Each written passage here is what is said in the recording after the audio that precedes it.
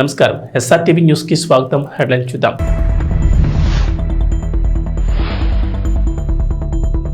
రేవంత్ రెడ్డి సర్కార్ big twist, అర్హులకు మాత్రమే ఇందిరమ్మ ఇండ్లు.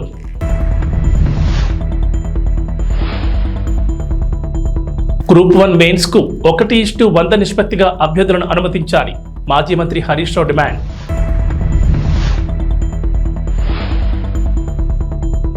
ఆంధ్రప్రదేశ్ అసెంబ్లీ సమావేశాలకు ముహూర్తం, ఆ రోజే కేబినెట్ భేటీ.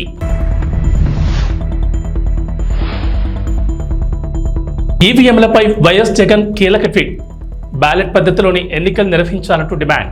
తెలంగాణ సచివాలయంలో సెక్షన్ ఆఫీసర్లుగా ఏపీ ఉద్యోగులు రాబోతున్నారనే ప్రచారం గత 2 రోజులుగా జరుగుతోంది. సీఎం రేవంత్ రెడ్డి ఏపీ ఉద్యోగులను తీసుకొస్తున్నారని సోషల్ మీడియాలో పోస్టులు వైరల్ అవుతున్నాయి. ఏపీ స్థానికత ఉన్నప్పటికీ వేర్వేరు కారణాలతో తెలంగాణకు మరో 1800 ఉద్యోగాలు వస్తున్నట్లు వార్తలు వినిపించాయి. సచివాలయంలో సెక్షన్ ఆఫీసర్లుగా 40 మంది, అసిస్టెంట్ సెక్షన్ ఆఫీసర్లుగా 20 మంది నియామకం ఉంటుందని ఇప్పటికే సీఎం రేవంత్ రెడ్డి ముందు చీఫ్ సెక్రటరీ ఫైల్ ఉంచారని ఆరోపించారు. సచివాలయంలో ఆంధ్ర ఉద్యోగుల పెత్తనం చెలాయించడానికి ఇలా నియమిస్తున్నారంటూ తెలంగాణ ఉద్యోగులు సైతం మండిపడ్డారు. అయితే ఈ వార్తలపై తాజాగా తెలంగాణ ప్రభుత్వం క్లారిటీ ఇచ్చింది. ఏపీ నుంచి ఉద్యోగులు తెలంగాణలో చేరుతున్నట్లు జరుగుతున్న ప్రచారం అవాస్తవమని ప్రభుత్వ పెద్దలు వెల్లడించారు. ఆ వార్తలు నమ్మొద్దని సూచించారు. రాష్ట్రం ఏర్పడిన ఏడాది 2 ఏళ్లలోనే ఉద్యోగుల పంపిణీ ప్రక్రియ దాదాపుగా కొలిక్కొచ్చిందని చెప్పారు. ఈ అంశానికి సంబంధించి ప్రభుత్వం కొత్తగా నిర్ణయాలేమీ తీసుకోలేదని వెల్లడించారు. తప్పుడు ప్రచారంపై సీఎంఓ కార్యాలయం సోమవారం ఆరా తీగా మరోవైపు ఉద్యోగ సంఘాలను ప్రభుత్వం అప్రమత్తం చేసింది. సంచలన నిర్ణయాలతో పాలనలో తన మార్పు చూపిస్తున్న సీఎం రేవంత్ రెడ్డి ఇచ్చిన హామీల అమల్లోనూ అదే మార్పు చూపిస్తున్నారు. ఇప్పటి వరకు ఇచ్చిన హామీలను అమలు చేసే విషయంలోనూ ప్రత్యేకత కనబరిచిన రేవంత్ రెడ్డి ఇప్పుడు ఓ పథకం విషయంలో ప్రజలకు బిగ్ ట్విస్ట్ ఇవ్వనున్నట్లు తెలుస్తోంది. కాంగ్రెస్ ప్రభుత్వం అమలు చేసిన పథకాల్లో ఇందిరమ్మ ఇండ్లు అనేది చాలా ముఖ్యమైనది. పేదలకు సొంతింటికలు నెరవేర్చాలనే ఉద్దేశంతో ఈ పథకానికి శ్రీకారం చుట్టారు. ఈ క్రమంలోనే రాష్ట్రంలో అన్ని నియోజకవర్గాల్లో ఇందిరమ్మ ఇండ్లు ఇచ్చి పేద ప్రజల బతుకుల్లో వెలుగును నింపుతామని సీఎం రేవంత్ రెడ్డి ప్రకటించారు. ఈ క్రమంలోనే మార్చి 11వ తేదీన ఇందిరమ్మ ఇండ్ల పథకాన్ని ప్రారంభించి మొదటి విడతగా ఇంటి స్థలం ఉన్న పేద కుటుంబాలకు ఇళ్ల నిర్మాణ నిమిత్తం 5 లక్షల రూపాయలు ఇస్తామని సీఎం రేవంత్ రెడ్డి హామీ ఇచ్చారు. పథకం ఆరంభంలోనే ఇంటి నమూనా కూడా చూపించిన సీఎం రేవంత్ రెడ్డి ఇందిరమ్మ ఇళ్లకు అర్హత ఏంటి, ఎవరెవరికి మంజూరు చేస్తారన్న గైడ్లైన్స్ కూడా రిలీజ్ చేశారు. అయితే ప్రభుత్వం మంజూరు చేసే ఇందిరమ్మ ఇళ్లు మహిళల పేరు మీద మాత్రమే వస్తుంది. తెల్ల రేషన్ కార్డు ఉన్న కుటుంబాలే ఈ పథకానికి అర్హులని ప్రభుత్వం పేర్కొంది. తొలి దశలో భాగంగా సొంత స్థలం ఉండి అందులో ఇళ్లు లేని వారికి 5 లక్షల ఆర్థిక సహాయం అందనుంది. లబ్ధిదారులు స్థానికంగా నివాసం ఉండాలి. అద్దెకు ఉన్నవారు కూడా ఈ పథకానికి అర్హులేనని ప్రభుత్వం ప్రకటించింది. ఈ పథకానికి సంబంధించి మొత్తంగా 4.5 లక్షల ఇందిరమ్మ ఇళ్ల కోసం 22,500 కోట్లు మంజూరు చేస్తామని, ప్రతి నియోజకవర్గానికి 3,500 ఇండ్లు ఇస్తామని ప్రభుత్వం ప్రకటించింది. వీటికి మరికొన్ని ఇండ్లు జోడించి లబ్ధిదారుల సంఖ్యను పెంచేలా కార్యాచరణ రూపొందిస్తున్నారని సమాచారం. దీంతో ప్రభుత్వం అందించే ఇందిరమ్మ ఇళ్ల కోసం ఇప్పటికే దరఖాస్తు చేసుకున్న వాళ్ళంతా ఎన్నో ఆశలతో ఎదురుచూస్తున్నారు. గ్రూప్ 1 అభ్యర్థులను 1:100 నిష్పత్తిలో మెయిన్స్ పరీక్షకు అనుమతించాలంటూ మాజీ మంత్రి Siddipet BRS MLA Harish Rao demand చేశారు. తెలంగాణ భవన్లో గ్రూప్ 1, గ్రూప్ 2, గ్రూప్ 3 అభ్యర్థులు మాజీ మంత్రి హరీష్ రావును కలిసి వినతి పత్రం అందించారు. తమకు అండగా ఉండాలని నిరుద్యోగ యువత విజ్ఞప్తి చేశారు. ఈ సందర్భంగా మాట్లాడిన హరీష్ రావు కాంగ్రెస్ పార్టీ గతంలో తమను రెచ్చగొట్టి హామీలు ఇచ్చిందని నిరుద్యోగులు ఆవేదన వ్యక్తం చేస్తున్నట్లు చెప్పుకొచ్చారు. గ్రూప్ 1లో 1:100 నిష్పత్తిలో మెయిన్స్ పరీక్షకు అనుమతి ఇవ్వాలని నిరుద్యోగులు కోరుతున్నట్లుగా హరీష్ రావు తెలిపారు. అసెంబ్లీలో నాడు కాంగ్రెస్ ఎమ్మెల్యేగా ఉన్న భట్టి విక్రమార్క 1:100 చొప్పున పిలవాలని డిమాండ్ చేశారని హరీష్ రావు గుర్తు చేశారు. మరి ఈ రోజు ఎందుకు మాట తప్పుతున్నారని, దీనిపై కాంగ్రెస్ పార్టీ సమాధానం చెప్పాలని డిమాండ్ చేశారు. గ్రూప్ 2కు 2,000 ఉద్యోగాలు, గ్రూప్ 3లో 3,000 ఉద్యోగాలు కాంగ్రెస్ ప్రభుత్వం జోడించి పరీక్షలు నిర్వహించాలని హరీష్ రావు డిమాండ్ చేశారు. ఆంధ్రప్రదేశ్ అసెంబ్లీ సమావేశాల నిర్వహణకు ముహూర్తం ఫిక్స్ అయింది. ఈ నెల 24 నుంచి శాసనసభ సమావేశాలు ప్రారంభం కానున్నాయి. 3 రోజుల పాటు సమావేశాలు నిర్వహించనున్నట్లు తెలుస్తోంది. అసెంబ్లీ సమావేశాల్లో సభ్యుల ప్రమాణ స్వీకారం, స్పీకర్, డిప్యూటీ స్పీకర్ ఎన్నిక నిర్వహించనున్నారు. స్పీకర్గా నర్సీపట్నం సీనియర్ ఎమ్మెల్యే చింతకాల అయ్యన్న పాత్రుడికి అవకాశం ఇవ్వాలని నిర్ణయించిన సంగతి తెలిసిందే. డిప్యూటీ స్పీకర్, చీఫ్ విప్ పదవులపై క్లారిటీ రావాల్సి ఉంది. అసెంబ్లీలో గెలిచిన ఎమ్మెల్యేలలో సీనియారిటీ పరంగా అయ్యన్న పాత్రుడు ముందున్నారు. ఆయన స్పీకర్గా ఎన్నికవుతుండటంతో మరో senior MLA Gorantla Butchaiah Chowdary pro tem స్పీకర్గా వ్యవహరించే అవకాశం ఉంది. ప్రోటెం స్పీకర్తో గవర్నర్ రాజ్భవన్లో ప్రమాణ స్వీకారం చేయిస్తారు. అయితే అసెంబ్లీ సమావేశాల కంటే ముందుగా ఈ నెల 22న సచివాలయంలో మంత్రివర్గ సమావేశం నిర్వహించనున్నారు. ఈ నెల 24, 25, 26న సమావేశాలు నిర్వహిస్తారు. మరోవైపు డిప్యూటీ స్పీకర్ పదవిని జనసేన పార్టీకి ఇవ్వాలని టీడీపీ భావిస్తున్నట్లు చర్చ జరుగుతోంది. అలాగే చీఫ్ విప్ పదవి గుంటూరు జిల్లా పొల్లూరు ఎమ్మెల్యే ధూళిపాటి నరేంద్ర కుమార్కి ఇచ్చే అవకాశం ఉంది. ఆంధ్రప్రదేశ్ మాజీ ముఖ్యమంత్రి వైఎస్ జగన్మోహన్ రెడ్డి ఈవీఎంలపై సంచలన ట్వీట్ చేశారు. అభివృద్ధి చెందిన దేశాలు ఎన్నికల్లో బ్యాలెట్నే వాడుతున్నాయని, మన దగ్గర కూడా ఈవీఎంల బదులు బ్యాలెట్లు వాడాలని డిమాండ్ చేశారు. న్యాయం కేవలం జరిగినట్లు కనిపించడం కాదు, నిజంగా జరగాలన్నారు. ప్రజాస్వామ్యం అనేది బలంగా ఉండడంతో పాటుగా నిస్సందేహంగా ప్రబలంగా ఉండాలని అభిప్రాయపడ్డారు. ప్రపంచవ్యాప్తంగా ఎన్నికల పద్ధతుల్లో అభివృద్ధి చెందిన ప్రతి ప్రజాస్వామ్య దేశాల్లో జరిగే ఎన్నికల్లో పేపర్ బ్యాలెట్లే వాడుతున్నారని చెప్పుకొచ్చారు. ఈ దేశాల్లో ఎక్కడా ఈవీఎంలను ఉపయోగించడం లేదని, మన ప్రజాస్వామ్యం నిజమైన స్ఫూర్తిని నిలబెట్టుకోవడంలో మనం కూడా అదే దిశగా పయనించాలన్నారు. ఈవీఎంల బదులు పోస్టల్ బ్యాలెట్లను ఉపయోగించాలంటూ ట్వీట్ చేశారు. ఈవీఎంలపై చర్చ జరుగుతున్న వేళ మాజీ ముఖ్యమంత్రి జగన్ చేసిన ట్వీట్ చర్చనీయాంశమైంది. ఆంధ్రప్రదేశ్ డిప్యూటీ సీఎం పవన్ కళ్యాణ్ హైదరాబాద్ నుంచి విజయవాడ చేరుకున్నారు. అక్కడి నుంచి అమరావతికి వెళ్లనున్నారు. ఆయనకు సీడ్ యాక్సెస్ రోడ్ నుంచి వెలగపూడి సచివాలయం వరకు మానవహారంతో స్వాగతం పలికేందుకు రాజధాని రైతులు ఏర్పాట్లు చేశారు. పవన్ మంత్రిగా ప్రమాణ స్వీకారం చేసిన తర్వాత తొలిసారి సచివాలయానికి వస్తున్నారు. రెండో బ్లాక్లోని తాను కేటాయించిన ఛాంబర్ను పరిశీలిస్తారు. పవన్ ఉప ముఖ్యమంత్రిగా బుధవారం తన ఛాంబర్లో బాధ్యతలు తీసుకుంటారు. అయితే ముఖ్యమంత్రి చంద్రబాబును పవన్ మర్యాదపూర్వకంగా కలిసే అవకాశం ఉందని తెలుస్తోంది. ఇదిలా ఉంటే పవన్ కళ్యాణ్కు ప్రభుత్వం భద్రతను పెంచినట్లు తెలుస్తోంది. ఆయనకు వైప్లస్ సెక్యూరిటీతో పాటుగా ఎస్కాట్ వాహనం, బుల్లెట్ ప్రూఫ్ కారును కూడా కేటాయించినట్లు సమాచారం. Deputy CM Pawan Kalyan camp కార్యాలయంగా విజయవాడ సూర్యారావుపేటలో ఉన్న ఇరిగేషన్ గెస్ట్ హౌస్ ను ప్రభుత్వం కేటాయించింది. గత టీడీపీ ప్రభుత్వ హయాంలో దేవినేని ఉమా జలవనరుల మంత్రిగా ఉన్నప్పుడు గెస్ట్ హౌస్ ను విశాలంగా నిర్మించారు. ఆ తర్వాత గత ప్రభుత్వంలో మంత్రి బొత్స సత్యనారాయణకు గెస్ట్ హౌస్ ను కేటాయించారు. అమరావతిలోని సచివాలయంలో గత ప్రభుత్వ హయాంలో పంచాయతీరాజ్ గ్రామీణాభివృద్ధి శాఖ మంత్రి పేషి 5వ బ్లాక్ లో ఉండేది. అయితే ఇప్పుడు పవన్ కళ్యాణ్ తో పాటుగా జనసేన పార్టీ మంత్రులకు 2వ బ్లాక్ లో ఛాంబర్లు కేటాయించారు. టీడీపీ గెలవడంతో తిరువూరు పట్టణం నుంచి నెమలి వేణుగోపాల స్వామి ఆలయం వరకు పాదయాత్ర చేపట్టిన తిరువూరు టీడీపీ సీనియర్ నాయకులు యండాద్రి కిరణ్, వారి సతీమణి మాధవి తెలుగుదేశం పార్టీ అఖండ మెజార్టీతో విజయం సాధించడంతో చంద్రబాబు నాయుడు ముఖ్యమంత్రిగా ప్రమాణ స్వీకారం చేసినందుకు తిరువూరు చరిత్రను తిరగరాసిన భారీ మెజార్టీతో విజయం సాధించిన ఎమ్మెల్యే కొలికపూడి శ్రీనివాసరావు మరియు విజయవాడ పార్లమెంట్ పరిధిలో రికార్డులను బద్దలుకొట్టి భారీ విజయం సాధించిన ఎంపీ కేసినేని శివనాథ్ విజయం సాధించేందుకు పాదయాత్ర చేపట్టిన పట్టణ సీనియర్ టీడీపీ నాయకులు యండాద్రి కిరణ్, వారి సతీమణి మాజీ councillor Yendadri Madhavi Tiruvuru factory centre అన్న నందమూరి తారక రామారావు విగ్రహానికి నివాళులర్పించారు. అనంతరం నెమలి వేణుగోపాల స్వామి ఆలయానికి బయలుదేరిన పాదయాత్ర అభిమానులు, కార్యకర్తలు, నాయకులు పెద్ద సంఖ్యలో పాల్గొని పాదయాత్రకు సంఘీభావం తెలిపారు.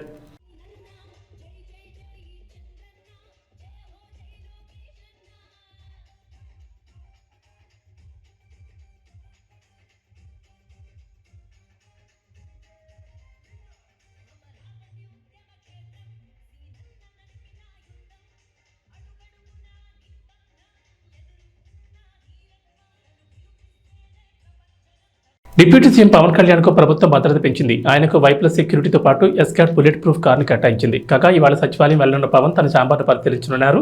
రేపు ఆయన డిప్యూటీ సీఎంగా బాధ్యతలు స్వీకరిస్తారు.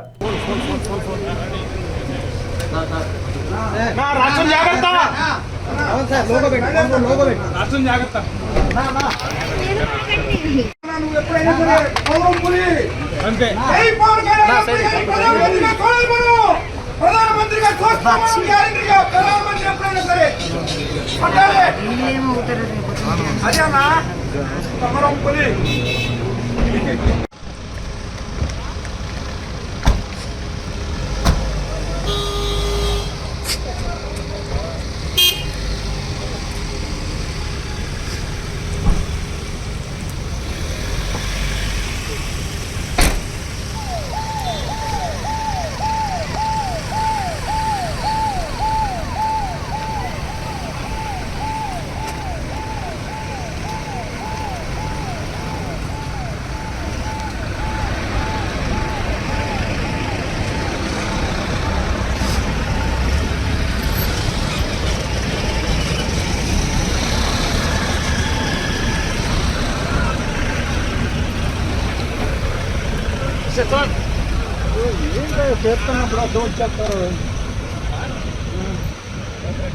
ఏపీలో టమాటా ధరలు సాకిస్తున్నాయి. 10 రోజులుగా మార్కెట్లలో రేట్లు అమాంతం పెరిగిపోయాయి. మొన్నటి వరకు 50 వరకు ఉన్న టమాటా ధర ఇప్పుడు ఏకంగా 80కి చేరింది.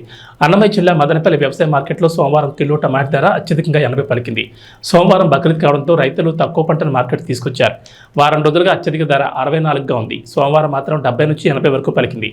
అదే బి గ్రేడ్ టమాటా అయితే కేజీ 50 నుంచి 68 వరకు పలికింది. దేశవ్యాప్తంగా వర్షాలు కురుస్తుండటంతో పంట దిగుబడి తగ్గింది. దీనికి తోడు ఇతర రాష్ట్రాల్లోని మార్కెట్ల పరిధిలో సరుకు తగ్గడం, ధరలు పెరగడానికి కారణాలుగా చెప్తున్నారు. మదనపల్లి మార్కెట్లో ధర పెరుగుతోందని అధికారులు చెప్తున్నారు.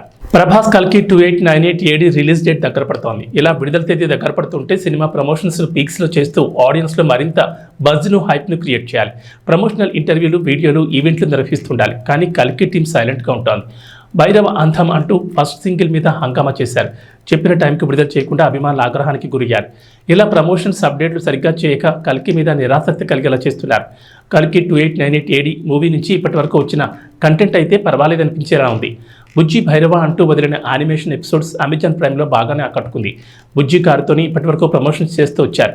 చెన్నై, ఢిల్లీ ఇలా ప్రధాన నగరాల్లో బుజ్జిని రైడ్ చేస్తూ అక్కడ జనాల్ని ఆకర్షిస్తున్నారు. అనకాపల్లి గవరపాలెం శతకంపట్టు శ్రీ కనకదుర్గ అమ్మవారి ఆలయంలో సప్తమ వార్షికోత్సవం సందర్భంగా భోగాపురపు వెంకటరమణ ఆధ్వర్యంలో ఆలయ సప్తమ వార్షికోత్సవ వేడుకలు ఈ నెల 17, 18, 19 తేదీల్లో ఘనంగా జరుగుతాయని ఆలయ వ్యవస్థాపకులు పిబి రమణ తెలిపారు. మంగళవారం దుర్గా మల్లేశ్వర స్వామివారి హోమం మరియు గోపూజ ఆలయ మండపంలో ఘనంగా జరిగింది. కాండ్రేగల్ నాయుడు, భాగ్యలక్ష్మి దంపతుల సౌజన్యంతో హోమం మరియు గోపూజలు, కుంకుమ పూజలు నిర్వహించారు. ఈ కార్యక్రమంలో ఆలయ చైర్మన్ కర్రి సన్యాసి నాయుడు, ఆలయ కమిటీ సభ్యులు, గౌరీ పరమేశ్వర్ల కమిటీ సభ్యులు, మరిదిమాంబ కమిటీ సభ్యులు తదితరులు పాల్గొన్నారు.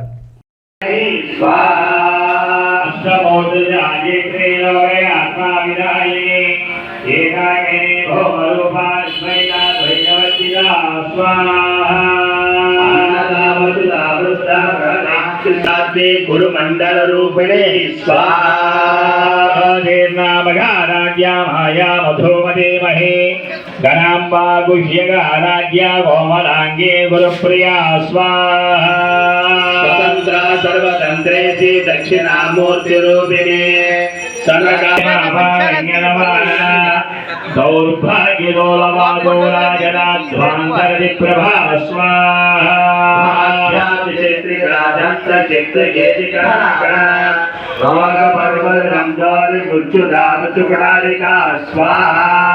महेश्वरे महाकाले महाग्रासा महासना अपर्णा चिंडिका चंडमुंडा सुरविशोधने स्वाहा क्षरात्मिका सर्वलोकेशी विश्वधारिणी त्रिवर्गदात्री सुभगा त्रयंबका त्रिगुणात्मिका स्वाहा वर्गापवर्गदा शुद्धा जपा पुष्पाणि भागुतिः ओद्योवती द्युतिदगा यज्ञरूपा प्रियंप्रदा स्वाहा.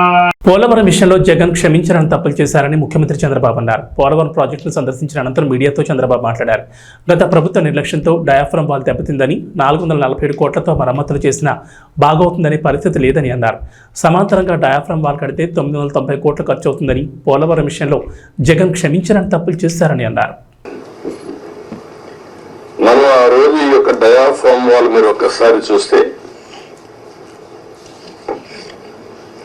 మొత్తం 446 కోట్ల రూపాయలతో డయాఫ్రమ్ వాల్ వాటర్ ఫుటింగ్ లో అప్పుడు కూడా ప్రాబ్లమ్స్ ఉంటే 2 సీజన్లో పూర్తి చేశాం.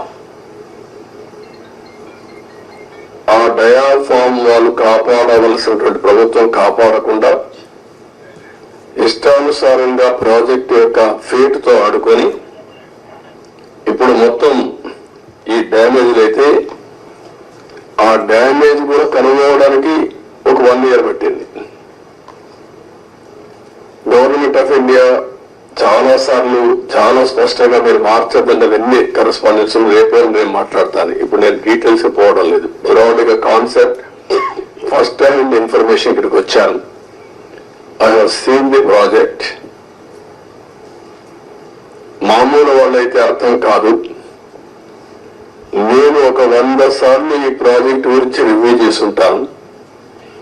30 times ఇక్కడికి వచ్చి ప్రాజెక్ట్ లో చూశాను. అడుగడుగున అన్ని నిర్ణయాలు నేను భాగస్వామిని అర్థం చేసుకోగలిగాం. ఈరోజు ఒక పక్కన డయాఫ్రమ్ వాల్ 3 bits లో పోతే ఇప్పుడు ఆల్టర్నేటివ్స్ ఏంటంటే మీనవేషాలు లెక్కేసే పరిస్థితికి వచ్చారు. ఇందులో ఆ 2 బిట్లు కానీ ఎక్కడికక్కడ ఒక parallel D wall diaphragm wall బయటికి ఎక్కడ డ్యామేజ్ అయిందో దానికంటే ముందు ఒక ప్యారలల్ గా పెట్టి దాన్ని కవర్ చేస్తే 447 కోట్లు అవుతుంది. మామూలుగా మనం ఖర్చు పెట్టింది 446 కోట్లు. ఇప్పుడు రిపేర్ చేయడానికి 447 కోట్లు. ఓకే, మొత్తం దాని అప్పటికి కూడా గ్యారంటీ లేదు. ఈ డయాఫ్రమ్ వాల్ ఈ ప్యారల్ గా 447 కోట్లు ఖర్చు పెడితే మిగిలిన భాగం అంతా పర్ఫెక్ట్ గా ఉంది, ఇంక ఇబ్బంది లేదు అనే పరిస్థితి లేదు. కాదు, మొత్తం డయాఫ్రమ్ వాల్ ప్యారల్ గా కట్టాలంటే 990 కోట్లు. ఇది ఒక భాగం. కాఫర్ డ్యామ్ పైన కాఫర్ డ్యామ్ ఉంది, కిందన కాఫర్ డ్యామ్ ఉంది. 550 కోట్ల రూపాయలతో పైన గంజాయి అమ్మకాలను తక్షణమే ఆపేయాలని, లేదంటే తీవ్ర పరిణామాలుంటాయని హోంమంత్రి అనిత హెచ్చరించారు. గంజాయి అంతు తేల్చేందుకు మంత్రిగా బాధ్యతలు తీసుకోకముందే సమీక్ష చేశానన్నారు. విశాఖను గంజాయికి రాజధాని చేశారని, 3 నెలల్లో అక్కడ గంజాయి లేకుండా చేస్తామని స్పష్టం చేశారు. వారం రోజుల్లో టోల్ ఫ్రీ నెంబర్ ఇస్తామని, గంజాయి ఎక్కడ కనిపించిన సమాచారం ఇవ్వాలని కోరారు. ఇన్ఫర్మేషన్ నిజమైతే నగదు బహుమతి ఇస్తామన్నారు. తెలుసు మనం ఎంత దారుణమైన సిచ్యువేషన్ అంటే, అరే గంజాయి ఈ రోజు వరకు నిర్మూలన చేయడానికి 5 సంవత్సరాల కాలంలో కనీసం ఒక రివ్యూ కూడా పెట్టలేదంటేనే విచ్చలవిడితనం ఎక్కడ పెరిగిందో మనకు అర్థమవుతుంది. ఆఖరికి వైఎస్ఆర్సీపీ నాయకులు కూడా గంజాయిలు అమ్ముకోవడంలోని, గంజాయి వ్యాపారంలోని ఇన్వాల్వ్ అయిపోయారు కాబట్టి వాళ్ళు అసలు దీని మీద కనీసం దృష్టి పెట్టలే. ఏమండి, చింతపల్లి నుంచి, జీమాడుగల్ నుంచి, అటువైపు నుంచి, అదేవిధంగా మనకు ఒడిశా నుంచి, ఇలాంటి మల్టిపుల్ ప్లేసెస్ నుంచి మనకి గంజాయి సరఫరా అవుతుంది. మనకి ఎన్ని చెక్ పోస్టులు ఉన్నాయండి అని డిపార్ట్మెంట్ వాళ్ళని అడిగితే 3 చెక్ పోస్టులు ఉన్నాయని చెప్పారు. 3 చెక్ పోస్టులు ఉన్నాయి. ఎందుకు రాదండి లోపలికి? మనకి వైజాగ్కి ట్రాన్స్పోర్టేషన్ ఎక్కువ, ఇటు ట్రైన్స్ కానీ, ఇటు ఫ్లైట్స్ కానీ, రోడ్ ఫెసిలిటీస్ ద్వారా వ్యాన్లు, మిగతా అన్ని, దాంట్లో ఈవెన్ 2 వీలర్, ఆఖరికి అమెజాన్లో కూడా పెట్టుకొని అమ్మేసుకుంటున్నాడండి డ్రగ్స్ని. కర్రీ లీవ్స్ అని పేరు చెప్పుకొని అమ్మేసే పరిస్థితి కనిపిస్తూ ఉంది. నిజంగా ఇది మనం చాలా సీరియస్గా తీసుకోవాల్సిన ఇష్యూ. అంటే అంత క్రిటికల్ సిచ్యువేషన్లో ఈరోజు వైజాగ్ పరిస్థితి ఉంది. నేను ఎందుకు దీని మీద ఇంకా ఛార్జ్ తీసుకోకుండానే నేను రివ్యూ పెట్టానంటేనే ఒకసారి దీని సీరియస్నెస్ ఏంటన్నది ఆలోచించండి. నేను ఇంకోటి కూడా చెప్పాను, టాస్క్ ఫోర్స్ ఏర్పాటు చేయండి.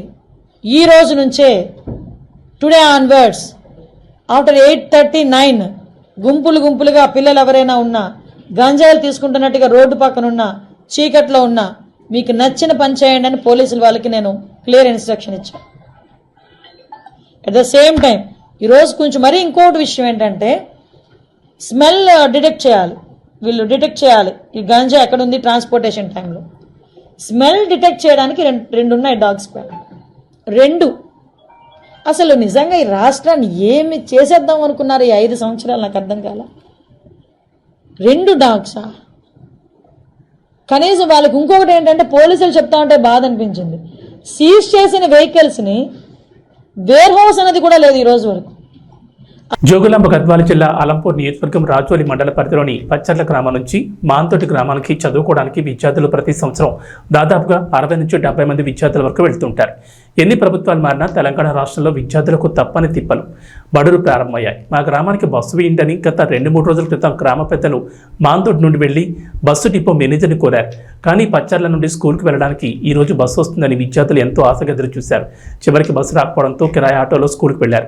మరి ప్రభుత్వాలు మారుతున్నప్పటికీ విద్యార్థుల చదువుల గురించి ప్రభుత్వాలు ఆలోచించకపోవడం చాలా దురదృష్టకరమని విద్యార్థుల తల్లిదండ్రులు వాపోతున్నారు. ఇప్పటి కాంగ్రెస్ ప్రభుత్వం మహిళల కోసం ఉచిత బస్సు సౌకర్యం కల్పించింది. కనీసం ఆ బస్సులోనైనా వెళ్ళడానికి కూడా బస్సు రావడం లేదు. గ్రామీణ ప్రాంతాల్లో చదువుకునే విద్యార్థుల గురించి ముఖ్యమంత్రి మా చదువుల గురించి పట్టించుకోవాలని విద్యార్థులు కోరుతున్నారు.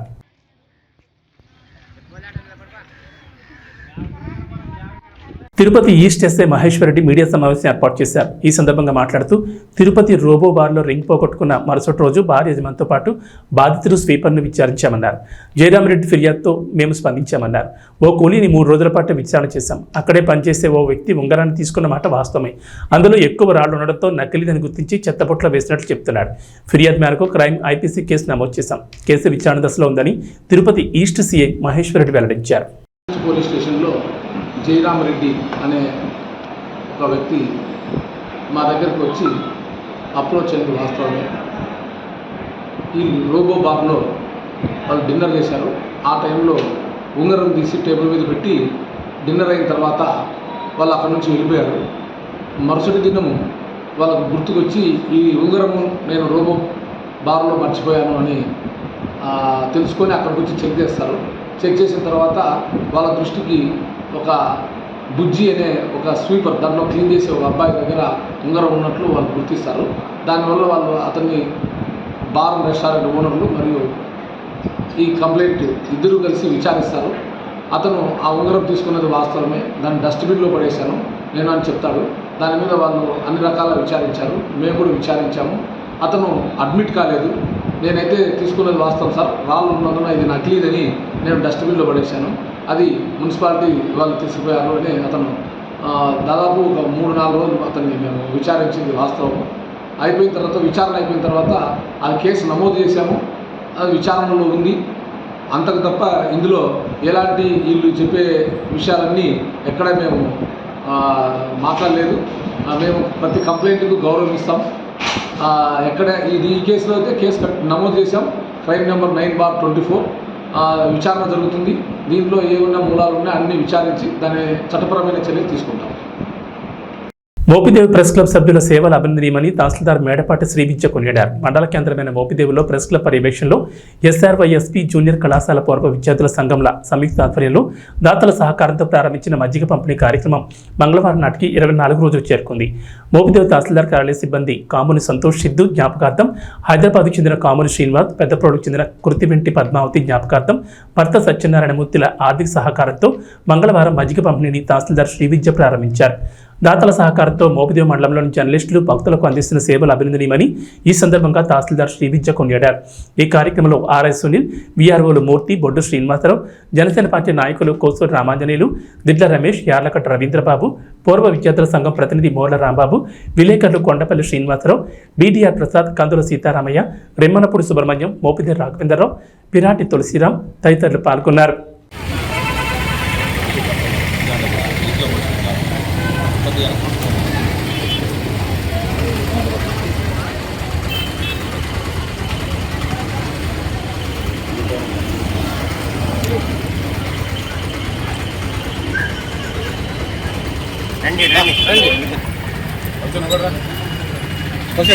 అదే ఫోన్ ఇచ్చాను.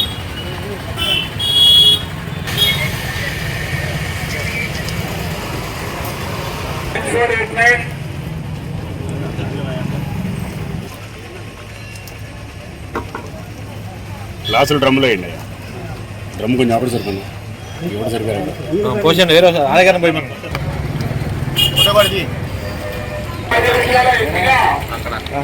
ఆడ వెళ్ళదంట కానీ అక్కడే ఉన్నా అన్నాడు. వెళ్ళదురా అన్నాడు.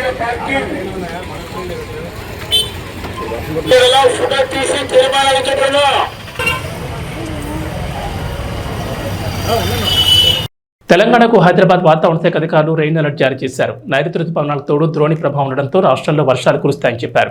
మరో 4 రోజుల పాటు నైరుతి రుతుపవనాలు చురుగ్గా ఉంటాయని, ఈశాన్య అరేబియాలో తుఫాను కూడా కేంద్రీకృతమై ఉందని చెప్పారు. వీటి ప్రభావంతో తెలంగాణలో తేలికపాటి నుంచి ఓ మోస్తరు వర్షాలు కురుస్తాయని, కొన్ని చోట్ల భారీ వర్షాలకు ఛాన్స్ ఉందన్నారు. అలాగే ఉరుములు, మెరుపులు, పిడుగులు పడతాయని హెచ్చరించారు. వర్షాలు కురిసే సమయంలో గాలి వేగం 30 నుంచి 40 కిలోమీటర్లు ఉంటుందన్నారు.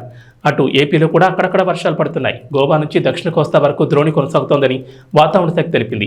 ఈ ప్రభావంతో అల్లూరు సీతారామరాజు, పార్వతీపురం, మన్యం జిల్లాలో అక్కడక్కడ ఓ మోస్తరు నుంచి ఇవాళ భారీ వర్షాలు కురిసే అవకాశం ఉందని IMD తెలిపింది. అలాగే శ్రీకాకుళం, ఏలూరు, కృష్ణా, NTR, గుంటూరు, తిరుపతి, నంద్యాల జిల్లాలో అక్కడక్కడ తేలికపాటి నుంచి ఓ మోస్తరు వర్షాలకు అవకాశం ఉందంటున్నారు. కొన్ని జిల్లాల్లో పిడుగులతో పాటు గంటకు 40 నుంచి 50 కిలోమీటర్ల వేగంతో ఈదురుగాలులు వీస్తాయంటున్నారు.